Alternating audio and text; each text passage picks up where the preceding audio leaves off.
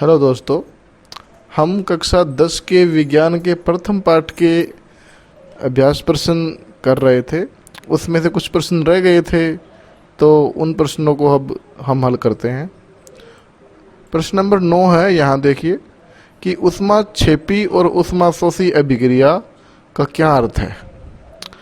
देखिए अभिक्रिया कौन सी है, ऊष्माक्षेपी, और दूसरी अभिक्रिया है ऊष्माशोषी। तो यहाँ पर हम देखते हैं, नाम से स्पष्ट हो रहा है, ऊष्माक्षेप मतलब ऊष्मा निकल रही है, और ऊष्माशोषी ऊष्मा का अवशोषण हो रहा है। तो ऊष्माक्षेपी वे अभिक्रियाएं होती है जिनमें उत्पादों के निर्माण के साथ साथ ऊष्मा का उत्पादन भी होता है, अर्थात ऊष्मा बाहर निकलती है। ऊष्माशोषी वे अभिक्रियाएं होती है जिसमें उत्पादों के साथ साथ हमको ऊष्मा उनको देनी पड़ती है, अर्थात अभिक्रिया प्रारंभ करवाने के लिए हमको ऊष्मा की आवश्यकता होती है। उदाहरण देख लेते हैं ऊष्माक्षेपी अभिक्रिया के। कार्बन और ऑक्सीजन अभिक्रिया करती है तो कार्बन डाइऑक्साइड का निर्माण होता है। यहाँ हमको सूत्र ध्यान में रखने पड़ेंगे। Carbon plus oxygen is equal to CO2।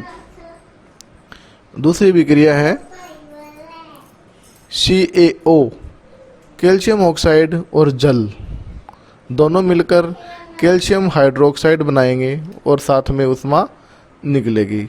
ऊष्माशोषी अभिक्रिया के उदाहरण देख लेते हैं। जो कैल्शियम कार्बोनेट है उसको थोड़ी ऊष्मा देने पर कैल्शियम ऑक्साइड में और कार्बन डाइऑक्साइड में टूट जाता है। दूसरी अभिक्रिया है लेड नाइट्रेट और ऊष्मा, मतलब जो लेड नाइट्रेट है उसको ऊष्मा देने के बाद में लेड ऑक्साइड, नाइट्रोजन डाइऑक्साइड और ऑक्सीजन तीनों का निर्माण होता है। तो ये थी दोनों प्रकार की अभिक्रियाएं।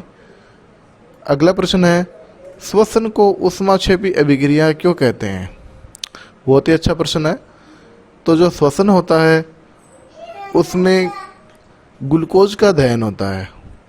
दहन की परिभाषा हम देखेंगे कि कोई भी कार्बनिक ईंधन यदि ऑक्सीजन की उपस्थिति में जलता है तो वह प्रक्रिया दहन कहलाती है।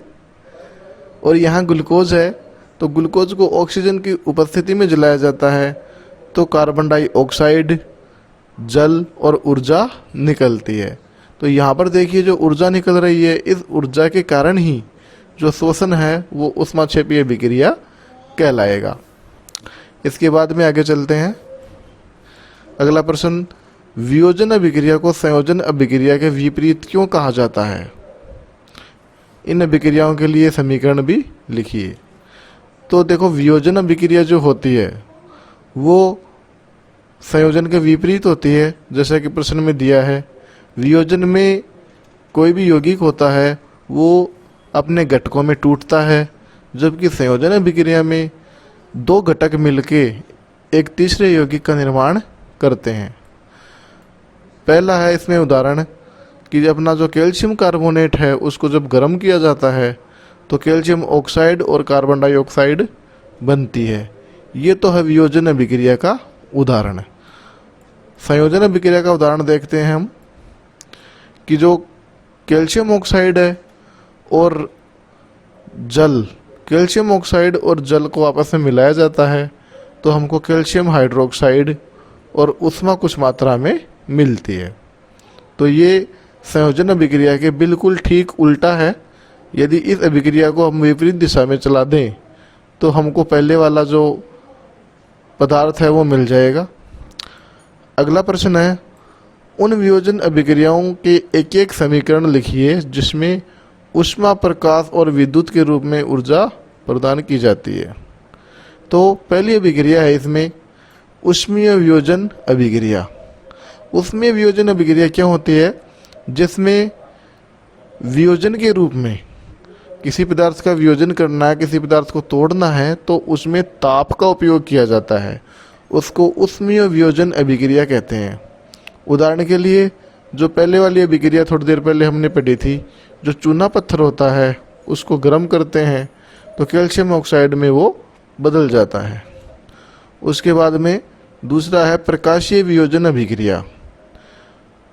यौगिक को तोड़ने के लिए यदि सूर्य का प्रकाश काम में लिया जाए तो उसको प्रकाशीय वियोजन अभिक्रिया कहेंगे।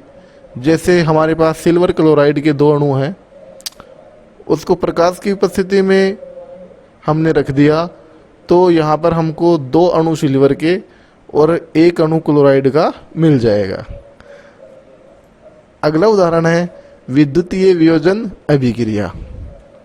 बिल्कुल सिंपल उदाहरण है कि किसी भी यौगिक को तोड़ने के लिए यदि हमको विद्युत ऊर्जा की आवश्यकता हो तो वो अभिक्रिया कहलाएगी विद्युतीय वियोजन अभिक्रिया। यहाँ पर जल है, इसका विद्युत अपघटन किया जा रहा है, तो हमको हाइड्रोजन और ऑक्सीजन गैस मिल रही है। अगले प्रश्न की तरफ बढ़ते हैं। विस्थापन एवं द्विविस्थापन अभिक्रियाओं में क्या अंतर है? इन अभिक्रियाओं के समीकरण भी लिखिए। तो देखो, विस्थापन अभिक्रिया हमने पढ़ी है, द्विविस्थापन अभिक्रिया हमने पढ़ी है। विस्थापन अभिक्रिया में क्या होता है कि एक यौगिक है जो कम सक्रिय है, उसको एक ज़्यादा सक्रिय यौगिक हटा देता है, उसको विस्थापन अभिक्रिया कहते हैं।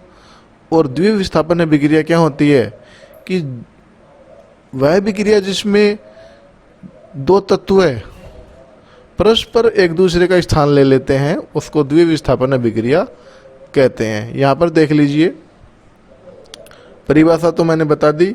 ये उदाहरण है कॉपर सल्फेट का। कॉपर सल्फेट की जिंक से अभिक्रिया हो रही है, तो यहाँ पर जो जिंक है वो ज़्यादा सक्रिय है कॉपर से, तो वो जिंक का स्थान ले लेगा और कॉपर को ठोस अवस्था में निकाल देगा। जो द्विविस्थापन अभिक्रिया है उसमें जो बेरियम क्लोराइड है उसकी अभिक्रिया हो रही है सोडियम सल्फेट से, तो जो बेरियम क्लोराइड है वो बेरियम सल्फेट बना देगा, और जो सोडियम सल्फेट है वो सोडियम क्लोराइड बना लेगा। यहाँ पर जो सल्फेट है उसकी जगह क्लोराइड आ जाएगा। तो ये थी द्विविस्थापनीय अभिक्रिया, जिसमें जो तत्व है वो परस्पर एक दूसरे को प्रतिस्थापित कर रहे हैं। अगला क्वेश्चन है कि सिल्वर के शोधन में सिल्वर नाइट्रेट के विलयन से सिल्वर प्राप्त करने के लिए कॉपर धातु द्वारा विस्थापन किया जाता है। इस प्रक्रिया के लिए एक अभिक्रिया लिखिए। तो अभिक्रिया बिल्कुल सरल है। यहाँ सिल्वर नाइट्रेट को हम सूत्र के रूप में AgNO3 लिखेंगे। AgNO3 की क्रिया यदि कॉपर से करवा देंगे तो विस्थापन अभिक्रिया हो जाएगी और कॉपर नाइट्रेट हमारा बन जाएगा और हमको सिल्वर मिल जाएगा। उसके बाद में अवक्षेपण अभिक्रिया से आप क्या समझते हैं? अवक्षेपण अभिक्रिया में क्या होता है कि कुछ ऐसे पदार्थ होते हैं जो अभिक्रिया के पश्चात बच जाते हैं लेकिन विलयन में नहीं घुल पाते, उनको हम अवक्षेप बोलते हैं। ऐसे पदार्थ जो पात्र है अपना उसके पेंदे में मिलते हैं, और ऐसी अभिक्रिया जिसमें अवक्षेप बनता हो उसको अवक्षेपण अभिक्रिया कहेंगे। इसका बिल्कुल साधारण उदाहरण है, सोडियम सल्फेट की यदि बेरियम क्लोराइड से अभिक्रिया करवाएं तो जो बेरियम सल्फेट है उसका सफ़ेद अवक्षेप हमको प्राप्त होता है और साथ में हमको साधारण नमक मिलता है। अगला प्रश्न है कि ऑक्सीजन के योग या ह्रास के आधार पर 2 पदों की व्याख्या कीजिए। प्रत्येक के लिए 2 उदाहरण भी दीजिए। तो ऑक्सीजन का योग मतलब ऑक्सीजन का जुड़ना, और ऑक्सीजन का ह्रास मतलब ऑक्सीजन का निकलना। इस आधार पर हम अभिक्रियाओं को 2 भागों में बांट सकते हैं। पहली अभिक्रिया है उपचयन, जिसको हम ऑक्सीकरण कहते हैं, और दूसरी अभिक्रिया है अपचयन। यहाँ पर देखिए अशुद्धि कर रखी है बुक्स में, ये दोनों उपचयन लिख रखा है, तो एक जगह आप अपचयन कर लीजिएगा।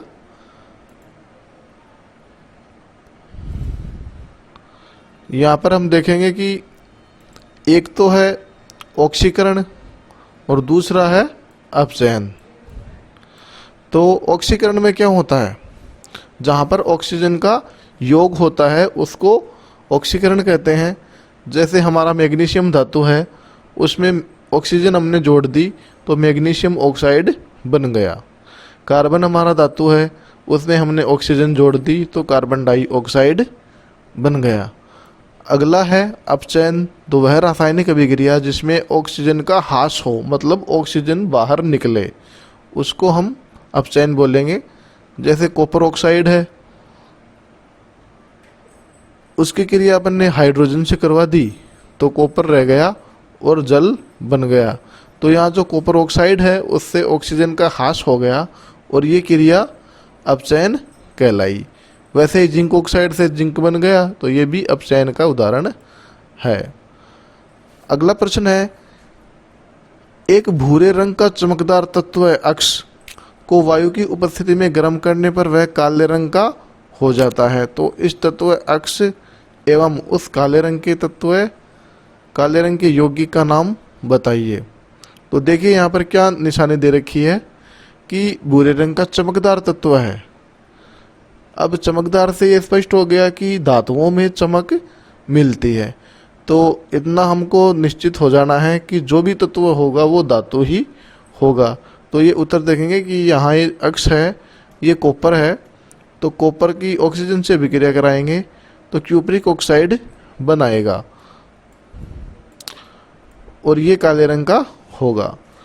अगला प्रश्न है, बहुत ही अप्लाइड क्वेश्चन है, इसको ध्यान से देखिएगा कि लोहे की वस्तुओं पर हम पेंट क्यों करते हैं। तो इसको समझने के लिए हमको जाना पड़ेगा संक्षारण की तरफ।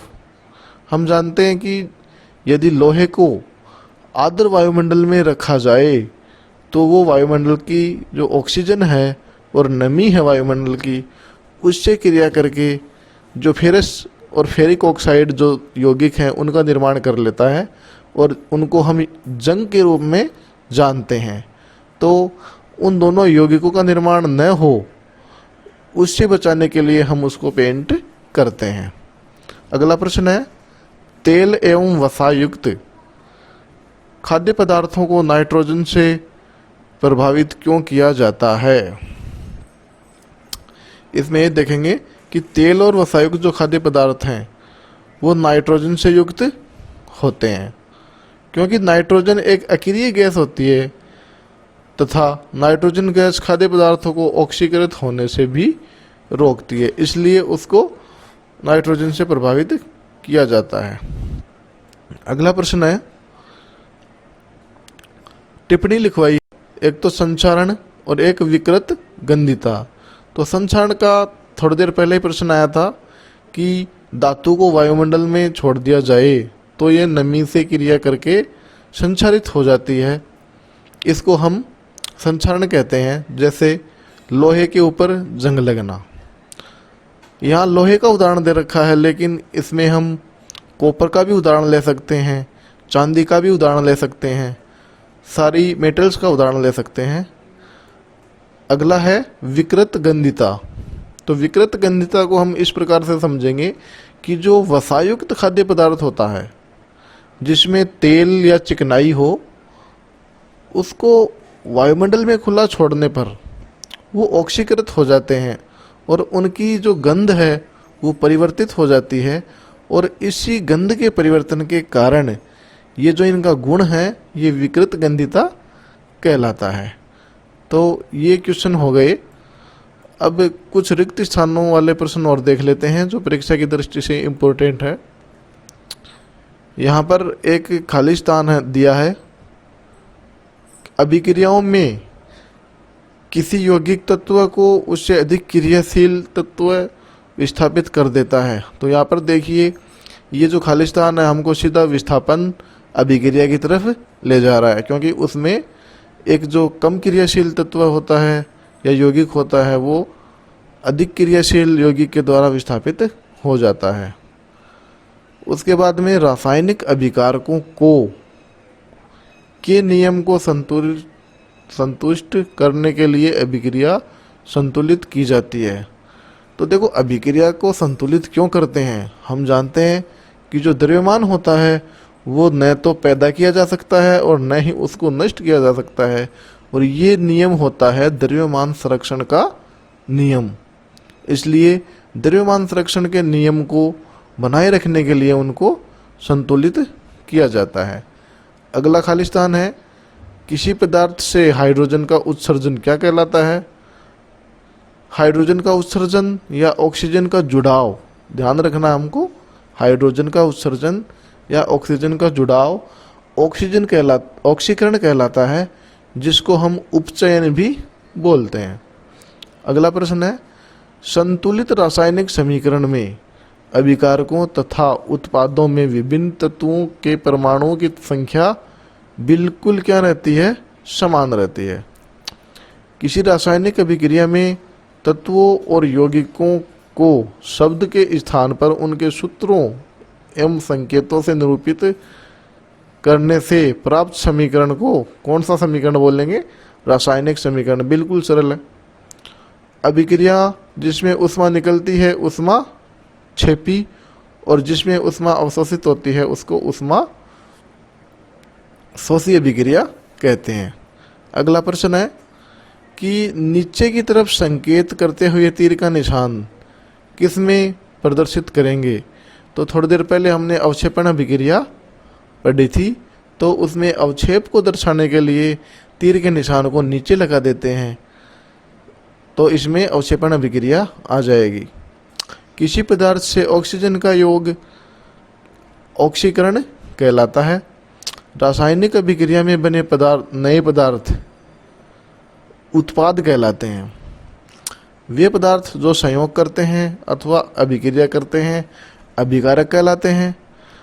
जंग का रासायनिक सूत्र फेरिक ऑक्साइड जिसको बोलेंगे Fe3O4 H2O, जल योजित जो फेरिक ऑक्साइड होता है उसको हम जंग कहते हैं। और सबसे लास्ट में है वसा युक्त जो पदार्थ है उनका सड़ना क्या कहलाता है, विकृत गंधिता कहलाती है। तो छात्रों, इस वीडियो में केवल इतना ही। मिलते हैं एक नई वीडियो के साथ।